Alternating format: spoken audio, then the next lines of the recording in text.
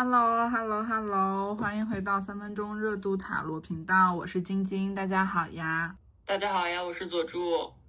欢迎大家。然后今天呢，我们还是来看一个跟自我探索相关的话题，因为其实我们两个人对这样的话题都还是会比较感兴趣的。然后我们今天的题目是有什么样的理念是你能够受用终身的？然后今天我们还是用欧卡来做一个指示牌，然后今天的欧卡都是还是感觉牌面比较舒适的一个画面，其实也挺难得的。好，然后这是第一组、第二组、第三组。那我们心中默念这个问题，有什么样的理念是你能够受用终身的，然后选择自己有感应的一组吧。Hello， 选到第一组牌这个牌的朋友大家好呀，大家的牌已经抽出来了。然后因为我们有一张牌的画面太过漂亮，所以我们可能需要打一下码。然后第一张牌其实是宝剑侍从的正位，然后第二张牌是星币十的逆位，第三张牌是恶魔牌的逆位。然后我们请佐助老师先来讲一讲他的想法吧。Hello，欢迎第一组的小伙伴们，你们好。我看到你们这组牌的时候，会觉得有两种能量还蛮强烈的。第一个是宝剑侍从代表的风能量，然后因为那个画面打码了，但其实我看到的画面，它是一张很轻盈的牌，就是一个全裸的人，然后他整个身体是被一种云和雾给萦绕的感觉，然后他又有翅膀，整个人是就是昂首向上飞的。我大概描述一下这个画面，大家脑子里可能有一个印象，就是给我的感觉整个是很轻盈、很自由的一个状态。然后另一股能量呢，是来自于星币石的逆位和恶魔的逆位，因为这两张牌它众所周知都是土元素比较重的牌嘛，尤其是星币石它已经到最大的数字了，所以我这边这个土能量其实是蛮重的。所以这个一风一土这样一个对比给我一个感觉，因为我们想说的是有什么样的理念或者怎样的指点能够让你受用终生嘛。我会觉得是说我们这组牌的朋友应该是逃不了要在世俗里摸爬滚打了，但是不管你是在世俗里达到怎样的标准，走到怎样的地位，拿到怎样的就是社会权威、社会标准，受到多少人的敬仰，然后获得多少的资源，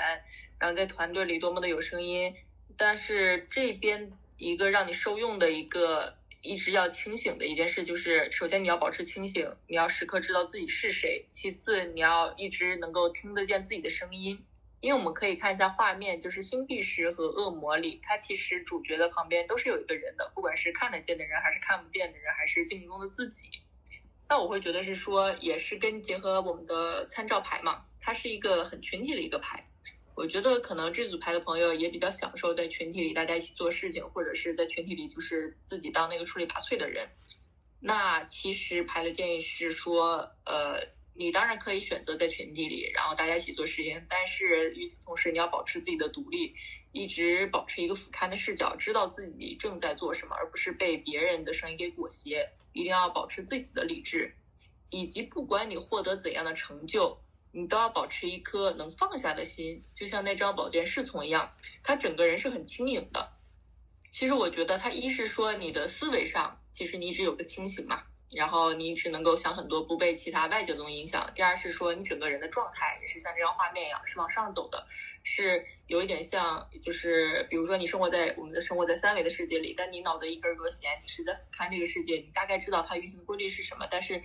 你当然可以为了得到一些东西，然后去顺从这个规则，会去加入这个规则，但同时你也一直警醒着，就是不会被迷失在这个世界里。对，这是我觉得一个很重要的一个点，所以我会觉得这组牌的朋友应该这辈子会得到就是世俗意义上的成功的，应该蛮有可能的，因为你本人应该是那种事业心很重，或者说本身也比较能吃苦耐劳，或者是说有很强的欲望去驱动你真的能做一些东西来的。但是不管你做到什么程度，都是不要忘记自己是谁，不要忘记自己的声音，不要被外界的环境给影响到。这大概是我的一个想法。然后以及就是同样的，因为两张图像牌它都是一个逆位嘛，我觉得和那个风元素也是很像的，就是说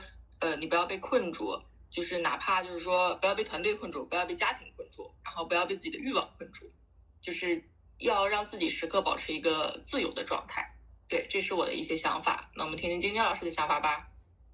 其实我跟左周老师的想法很像因为我自己其实也是抽到的这组牌嘛。然后除了那张很漂亮的宝剑侍从之外，我其实感受蛮深的是，的确是后面2张比较图像的牌，就是恶魔的逆位、星币石的逆位。我觉得那个理念就是用一些比较俗的话来说，就是太纠结的人看不到世面，所以呢，就是大家不要太陷在眼前，或者是特别是物质世界里的一砖一瓦，然后去纠结说我要看眼前，其实有一点像那种怎么呢，月亮与六便士的感觉，就这3张牌。那它其实讲的你受用终身的理念，其实是你无论如何都还是要去抬头去看那个月亮。六便士就像左珠老师刚刚讲的，我也会觉得这组牌抽到这组牌的朋友物质肯定不会少，但是呢，你如果想要你这一辈子或者你这一生就是有按照你自己所期待的或者感受的生活去活的话，那你一定不能忘了你的那个月亮是什么。所以其实我觉得抽到这组牌的那个贯穿始终的理念是我觉得你们是一组非常入世的组，包括我们的欧卡，你应该是在一个团队，甚至是在就是项目就是事业心很重的人在拼杀，但是你在拼杀的时候，你的那个所谓的怎么讲理想主义，或者是说你真正你觉得你自己内心想去做的那个事情，不要忘记它，然后不要忘记你出发了这么久到底是为了什么而出发，然后也不要太纠结，就是不要太为世俗的物质也好，团队也好，人也好，或者是说很多的东西成功的标准也好，去纠缠在这些东西里面。你本身其实就不是一个，我觉得不是一个爱纠缠在这些东西里面的人，但是有可能我们在人生或者是某个阶段或者自己的某些状态的时候是会被裹挟进去的。然后有时候呢，裹挟进去了之后，大家又会觉得好像的确我被裹挟在这里面，我做的也还不错，然后我自己也能够获得怎么讲呢，蛮多的认可，然后拿到一些成果，拿到一些结果，然后似乎好像这样的生活或者这样的状态是值得我一过，或者值得你去在这里面去怎么讲摸爬滚打发展的。但是可能我觉得抽到这组牌的朋友应该是，如果用东方学玄来讲，应该是印比较重的一群人，无论是正印还是偏印，大家会对于如果印比较重的话，那其实会对于世俗的成功的标准会没有那么的，其实你本人是没有那么的在意和没有那么期待这些东西的。你的安全感其实不来自于这些东西，你的安全感其实来自于你自己的思想，你自己的想法，你内心精神世界的满足。其实我觉得你如果看这组视频的朋友到现在为止，无论你的年纪大小，我觉得你应该对这件事情是有一定认知的，就是有一定感受的。你知道是你自己在独处的时候，你自己在研究一些东西的时候，你知道自己是在探索一个，无论是看书还是看一个学习一个领域，是在探索这些事情的时候，是能够得到一个内心的极大的满足，或者是进入心流的状态。所以说，那我们这个问题，我这一生，我终身受用的理念，或者我终身受用的那句话是什么？我觉得是，就是虽然很俗但就是不要忘记你的诗和远方，不要忘记你的理想主义即便你在世俗的规则里面摸爬滚打做得很好，但也不要忘记抬头看你的月亮，去看看你的月亮要走到哪里，以及你要到底要抵达到什么地方去。就是这些物质的东西能够帮助你，能够去带领你，但是你最终想要去获得的那个世界其实是自由且独立的，然后是拥有自己真正的思想和理想的这样一个地方。就是不要忘记自己的月亮吧，你其实会拥有六便士的，但是只有头顶的那个月亮会让你更开心一些。这是我的一个感受。是的，是的。如果我来总结这句话的话，可能就是入世但是不沉沦，因为我觉得可能还是世俗上的这些东西对这组牌的朋友来讲是占你们生活的很大一部分比例的。但是没有关系，你只要给自己的精神世界留一个窗口就可以了。然后我觉得这组牌的朋友其实不需要，就是说我花很大的精力去深耕我精神上我需要追求的什么，比如说像一些人去做灵性的这个修行或者怎样之类的，但你始终保留这样一个窗口，就像那个宝剑侍从一样，我觉得这就足够了。对，那就解读到这里。好呀，好呀，那我们也祝福这组牌的朋友能够去跟着自己心中的那一轮月亮一直往前走吧。是的，祝福你们，我们下次再见，拜拜，拜拜。Hello， 选到第2组这个的朋友们，大家好呀！大家的牌也抽出来了，分别是世界的正位、教皇的正位以及圣杯4的逆位。那我们请佐助老师先来讲一讲他的想法吧。Hello， 欢迎第2组的小伙伴们，你们好。我先说一下我大致的感受，因为我们这边出现了世界和教宗2张土象的大牌，所以给我的感觉是，就一个代表土星，一个代表金牛座，这边土象的能量还蛮重的，以及这边还有一个圣杯4的逆位，它也是个水元素，整体相对来讲，我觉得是稍微有点，就是不像火象、风象那么的变突，那么的积极，这边可能更厚重一点，这边给我的感觉。那再来讲这2张大牌，它2个放在一起，就这2张牌，如果在传统的史密斯韦特的牌意里，它其实有点像一个比较一个上位者或者已经完全结束了一个行程这样一个状态。但是这副牌我们看了小册之后，发现它有一些自己的含义在，尤其是这张教宗牌，我们可以看一下画面。它其实整个画面不是像传统的画面那种，就是大家去聆听一个教宗的谆谆教诲，接受智慧，它反而更像是一个在变革的感觉，在驱逐一些原有体系腐朽的东西，然后去创造一些新的东西。而且世界它也是给我一种，它是土星嘛，我觉得它代表是一种权威的感觉，所以我觉得整体这个3张牌结合在一起的话，因为我们的问题是有什么理念或者话对你是能够受用终生的，我觉得就是你要成为自己甚至是他人的一个土星的存在，这里土星可能是指领路人，可能是指变革者，甚至是一种精神领袖。我们中间有一张圣杯4的逆位很有趣，虽然它是一张小牌的这3张牌里，但是它还蛮重要的，我觉得它是一个态度的体现。这组牌的朋友因为这边土象能量比较重，所以我觉得你们可能平时就是性格上很会忍耐，或者是说很稳这种感觉。那有的时候可能其他的一些事情你可能会觉得有点就是没意思，或者是说觉得就是不合自己的心意，但是你觉得忍一忍也就能过去了。但这边圣杯4恰恰呈现一个逆位的状态，我觉得是在告诉我们说不要忍，不要觉得就是自己能忍就让这个事情过去，就放任这件事情发生，因为你们本人是有这个能力在的，或者是说你们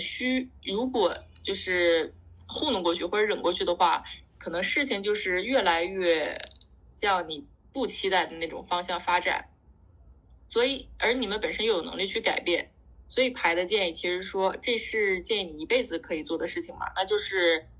当你遇到你觉得不公也好，或者你觉得这个体系有腐朽的地方也好，或者是说等等等等一系列生活中是代表大方向的东西，那牌的建议是说你可以去做改变，而且你可以去做那个领头的改变，你可以去把你认为已经就是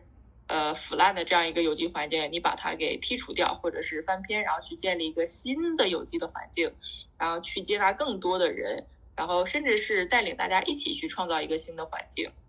这边是我看到一个很重要的一个建议，对，然后以及圣杯4，我刚刚又还是想重复一下那个态度嘛，就是圣杯4的正位，它就是有一点虽然我有这个能力，或者说虽然我上天给了我这个机会，但我可能就是有点爱答不理的这种感觉，我就沉浸在自己的事业也好。那这边有世界和教宗，我恰恰觉得是说你要担负起一个社会责任在，而不是说就是觉得自己舒服了就好了。对，这是我的一个想法。那么听听晶晶老师的想法吧。这组牌的朋友你们是来着了为什么这么说呢？因为我俩就是一直解牌以来，大部分的时候的想法，99%的时候想法基本上是一致的，但可能会因为个别牌意的不同，会有一些不同的补充或者启发。但我刚刚听佐助老师的想法呢，其实我对于这3张牌的想法跟他稍微的确是有一点不太一样了，所以我说这组牌的朋友你们来着了，你们可以从这样3张牌里面听到一些不同的方向吧，然后我觉得可以看看有没有就是能启发大家的。其实我看这3张牌，我觉得他说的你受用终身的理念或者是那个信念是什么呢？我看这2张牌，包括这个指示卡，我会有一个感觉，我觉得那个理念是，你要知道三人行必有我师，就是要向同龄人，或者是说长辈一点的人，或者是过去成功的经验去学习，就是你受用于你的那句话，那个理念就是，如果你想要进步，如果你想要发展，如果你想要成功，那么你一定要向成功的经验、成功的人、成功的过去的就是站在巨人的肩膀上，要向他们去学习，要看到和善于总结那个已经既定存在的经验和教训。因为特别是这张指示牌是从大水杯里倒出小水杯嘛，然后包括这张世界牌，你看后面也是有人在指导他，然后教宗我们就不说了，传统韦特里本来教宗讲的就是去学习既定的成功的经验，去向领路人去学习，然后在这章里面呢，的确它是有一个变革，和就像在焚书在一个当代人的一个感觉身上，但是呢，我觉得这张牌讲的也是向你的同行者去学习，就是三人行必有我师嘛的这样一个感觉。所以这2张牌给我的一个启发就是，对于这组牌的朋友，你一定要去善于总结、善于回顾，以及善于跟周围的人、同龄人，或者是说前辈。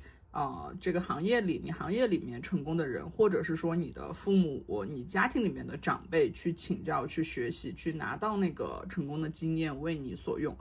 这是一个理念。然后第2个理念呢，其实是中间这张圣杯4的逆位，因为这张牌我刚刚一直在看，那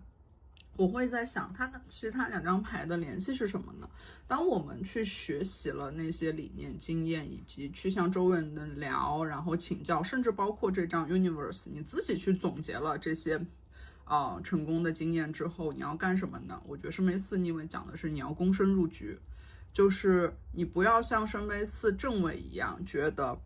因为正位是这个样子嘛，就是觉得这个世界上的很多的事情你都不感兴趣，你都冷眼旁观，你都做一个清醒的旁观者，然后你去看着他们。如果是作为一个想要，因为我觉得这组牌的确就像佐助老师说的，你们的土星元素非常的重，土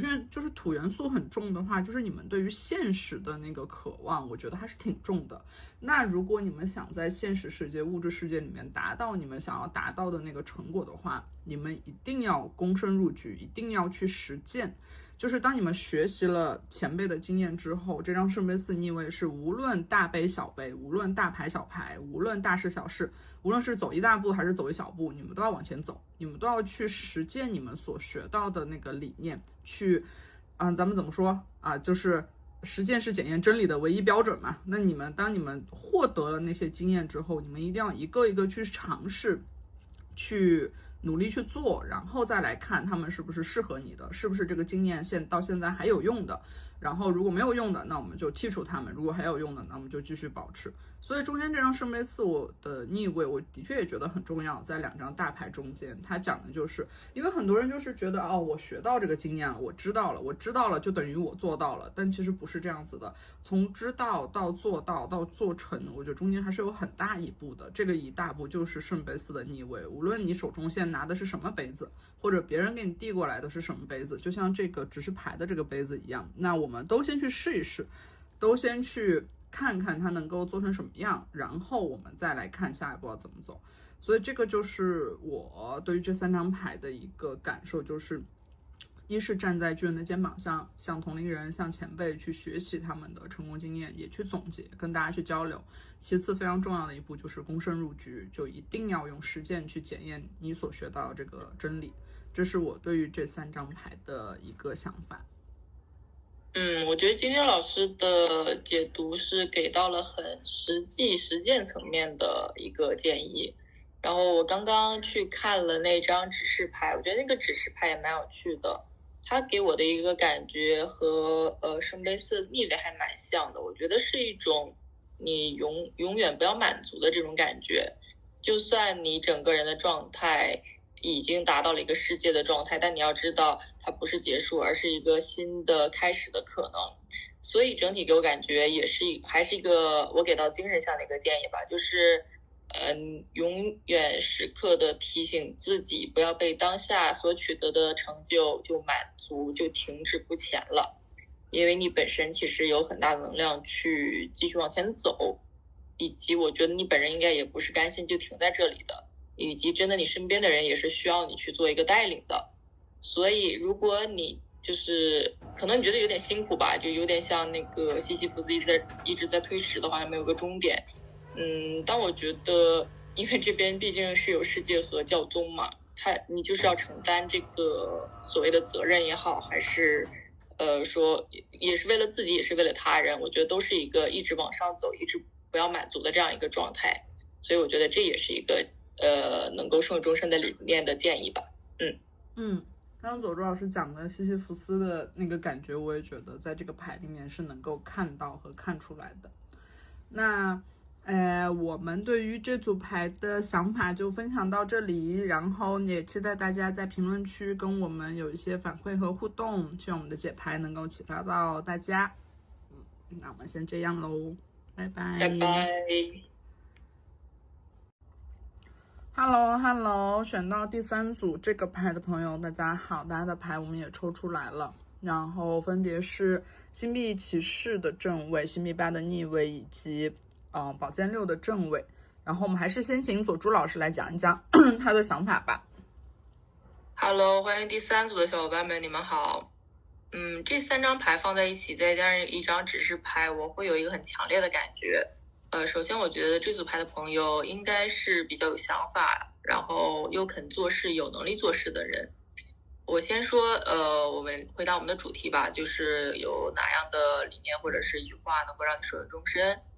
其实就是你要给自己设定一个长远的目标，甚至是近乎于信仰的程度的那种，就是你的人生目标。这个长期的目标不是说我多少年之内我要做到什么样的程度的工作，达到什么样的社会地位，赚个多少钱，或者是组成怎样幸福美满的家庭，而是说就是一种人生目标，它不是说阶段性的，你一定要有一个这个长期的目标，就像我们的指示牌一样，这种感觉，就这个目标就像他手上那团光，你可能甚至说这个目标你一辈子只能无限的去靠近，就有点像类似于真理这样的存在。但是这个目标它能散发那个光芒，能够给你一个驱动力，让你一直拿出一个做事的态度，一份心力，然后去往这个目标一直往前走，你的人生就是一直向这个目标往前走这个感觉。那为什么说你要有这样长期的一种人生目标呢？因为首先这边有一个星币8的逆位，我觉得这边其实也是在为一个大的理念做一个铺垫，就是说有的时候你可能觉得自己的现状还不错，已经挺稳定了，工作收入也还可以，然后也没有很变动，甚至说过得还蛮安逸的。但其实牌的建议是说你不要就满足于此，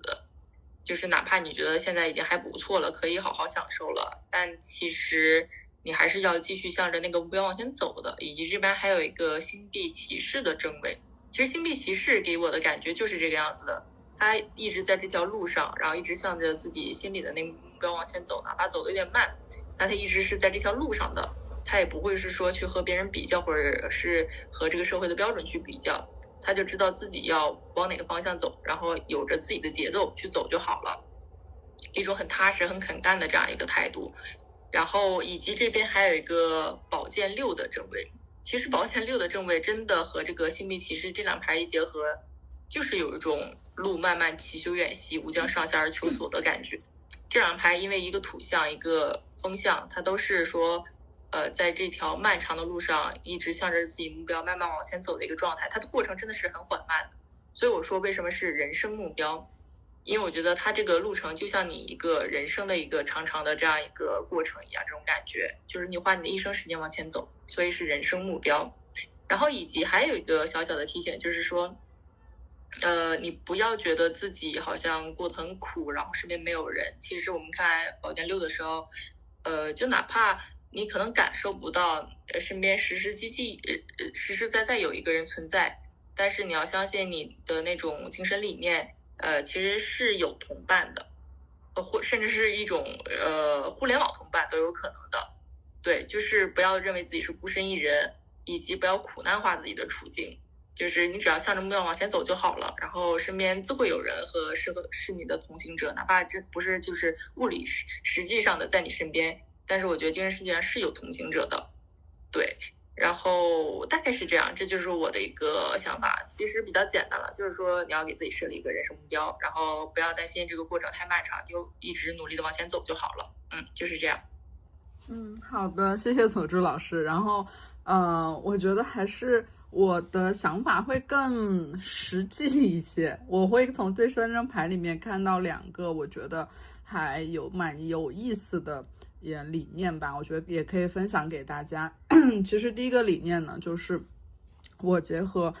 星币骑士和星币8的逆位这张牌，我觉得这组牌的朋友，你们可能有一个能够让你们感受到舒服或者舒适的方式，或者是说生活的一个理念是什么呢？就是不要一直待在格子间里面，要多多的去户外，或者是说森林里、大自然里面去接触。因为我觉得这组牌的朋友，从这2张牌来看，你们的性格或者适合你们的性格，其实并不是一个特别固定的在某个地方去一直勤勤恳恳的工作，坐办公室啊这种的感受。你们其实我觉得就像佐助老师说的，虽然是要设定一个目标缓慢的向前走，但是不冲突的是在去追求这个目标的路上你们适合你们的前进的方式有可能是比如说做我说实际一点，比如说就是做 freelancer 或者是做数字游民，它并不是说需要一定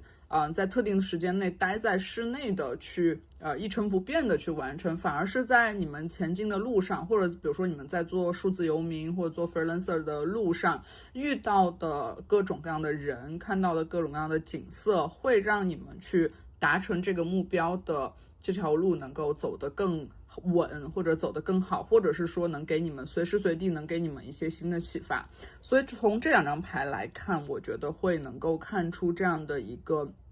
理念吧，就是多怎么讲呢？那个现在互联网上流行的一句话就是少与人纠缠，多看大自然。我觉得这2张牌对于这组朋友来说应该也是有这样启发的。然后第3张牌呢，宝剑6的正位，我有一个爆言，就是这组牌朋友的一个理念是，如果你们一旦觉得这个状况不对，咱们赶紧跑，就是不要在一个比较烂的环境里面纠缠。其实我觉得还是从这张牌上来看出来的，就是咱们房子着火了，咱们就别留恋了。就是如果你觉得这个环境，包括这2张牌一结合，就是星币8的逆位嘛，那如果你觉得现在你工作的环境，或者是说你所处的团体，你的朋友圈，或者甚至是家庭，让你觉得不舒服了，或者让你觉得很不好啦，或者是说真的遇到了一些不好的事情，比如说咱们公司要破产了，对不起，就是